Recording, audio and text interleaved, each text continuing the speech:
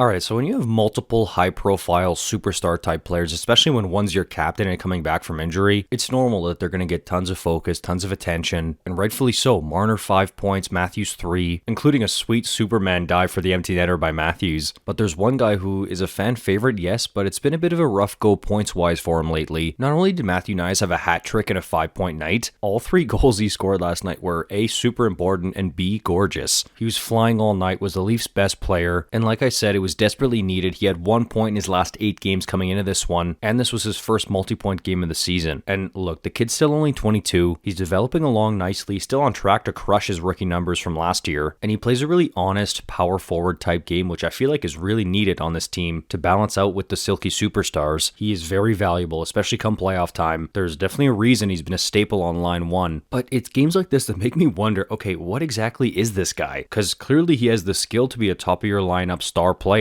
but sometimes he'll go through stretches where it's like, oh, okay, maybe he projects more as a middle 6, 40 to 50 point player. Now, if you watch this channel, you know I love how 23 plays the game, and I think pretty highly of him. And nights like this where he steps up in such a big way makes you wonder, what caliber of player do they have here? Certainly seems better than a guy who was picked 57th overall. And we saw it last year too. He was arguably the team's best player outside of Woll in that Boston series. This season, he's definitely cooled off points-wise when Matthews isn't in the lineup versus when he is. And I don't think that's nothing or a complete coincidence, but I also think that Knies, in his own right, is not only developing into a really good player, but the type of player that the Leafs really need. Again, he's still super young, and it's normal for the slumps to be there. It happens to every player. I see him down the road as a 25, 30 goal, 60, 70 point power forward player. I'm not saying he's Brady Tkachuk, but think of the Brady Tkachuk mold or model of player. So while that might not be a star in the sense of 140 points like Kucherov and McKinnon or 50, 60 goals like Pasternak, if he can successfully become that type of player, which he's already on the road to doing, maybe not at the same level as Tkachuk, but that skilled power forward prototype, it's a huge success and he'd be considered a star in my books. That'll do for this one. Thank you so much for watching. Let me know what you think of Matthew Knies as a player right now, and what do you see him developing into? Happy New Year. I'll see you in the next one. You're awesome.